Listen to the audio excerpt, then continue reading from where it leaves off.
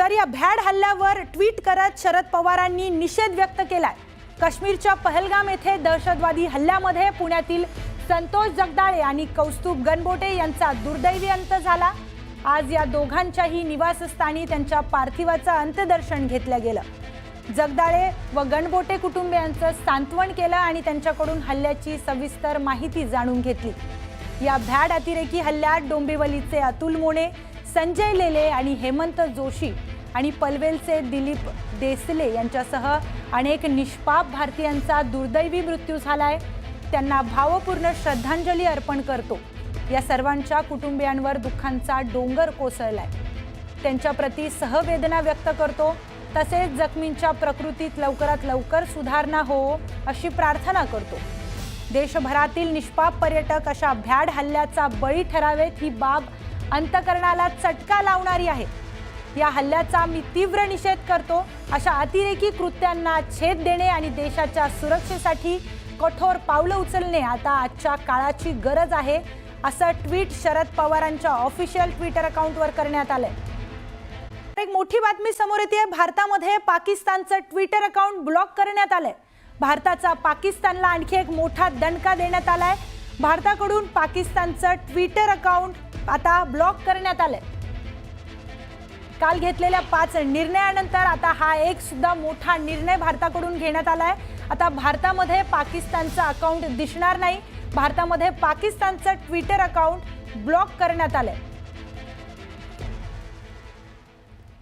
दरम्यान पहलगावमध्ये झालेल्या दहशतवादी हल्ल्यानंतर मोदी सरकारने पाकिस्तानवर कायदेशीर स्ट्राईक केली आहे। पाकिस्तानी नागरिकांना भारतात प्रवेशबंदी करण्यात आली असून पाकिस्तानी नागरिकांना व्हिसा देखील बंद करण्यात आलाय। पाकिस्तानी नागरिकांना 48 तासात भारत सोडण्याचे आदेश देण्यात आले। भारतातील पाकिस्तानी उच्चायुक्तालय बंद करण्याचा निर्णय देखील कालच्या बैठकीत घेण्यात आलाय। तर अटारी वाघा बॉर्डर बंद करण्याचा निर्णयही घेण्यात आलाय। कोणत्याही स्वरूपातील दहशतवादाला थारा देणार नाही असा इशारा केंद्र सरकारने पाकिस्तानला दिलाय।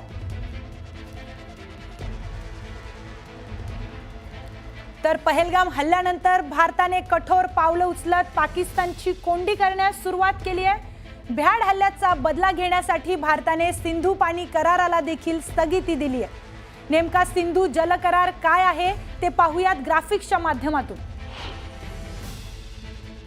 तर भारत पाक मध्ये सिंधू नदीसह उपनद्यांचं पाणी वाटून घेण्याचा हा सिंधू नदी करार आहे। जागतिक बँकेच्या मध्यस्थीने 19 सप्टेंबर 1960 साली हा करार करण्यात आला होता। भारताकडून नेहरू आणि पाकिस्तानकडून अयूब खान यांची स्वाक्षरी या करारासाठी घेण्यात आली। भारताकडून पूर्वेकडील बियास, रावी आणि सतलज नद्यांचा पाण्याचा वापर, तर पाककडून पश्चिमेकडील चिनाब, सिंधू आणि झेलम नद्यांच्या पाण्याचा वापर असं या करारात लिहिलेलं आहे। भारताला 6 नद्यांच्या पाण्यापैकी फक्त 20% पाणी मिळतं आणि पाकिस्तानकडून 80% पाण्याचा वापर केला जातोय। पाकिस्तानमध्ये शेतीसाठी या पाण्याचा वापर करण्यात येतोय। तर करारादरम्यानच कायमस्वरूपी सिंधू आयोगाची स्थापना देखील करण्यात आली होती। भारताच्या निर्णयाचा पाकवर काय परिणाम होईल हे पाहूयात। सिंधू जल करार स्थगित झाल्यानंतर पाकिस्तान पाणीबाणी 1948 मध्ये भारताने पाणी थांबवल्याने पाकमधील 17 लाख एकर जमीन तहानलेली होती। भारताच्या निर्णयानंतर पाकला पुन्हा एकदा पाणी संकटाचा सामना करावा लागू शकतो। सिंधू नदी आणि उपनद्या पाकिस्तानचे प्रमुख जलस्रोत आहेत। सिंचन, शेती, पिण्याच्या पाण्यासाठी पाकिस्तान याच पाण्यावर अवलंबून आहे।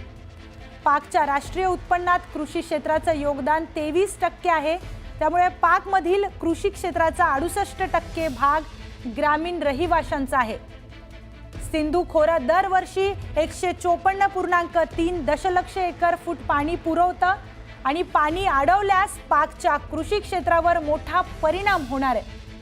पाकमधील शेतीवर अवलंबून असलेल्या भागात पीक उत्पादन यामुळे घटणार, तर पाकमध्ये अन्न टंचाई आणि आर्थिक अस्थिरता देखील निर्माण होण्याची शक्यता आहे। तर सिंधू करार थांबवण्याच्या निर्णयावर पाकिस्तान नाराज असल्याचं कळतंय। सिंधू करार भारताला स्वतःहून संपुष्टात आणता येणार नाही असं पाकिस्तान म्हणतंय। भारतानं हल्ल्याचे पुरावे द्यावेत असा पाकिस्तानचा कांगावा आहे। तर भारत स्वतःहून सिंधू नदी करार थांबवू शकत नाही असं पाकिस्ताननं म्हटलंय। सिंधू करार थांबवण्याच्या निर्णयावर पाकिस्तान नाराज आहे।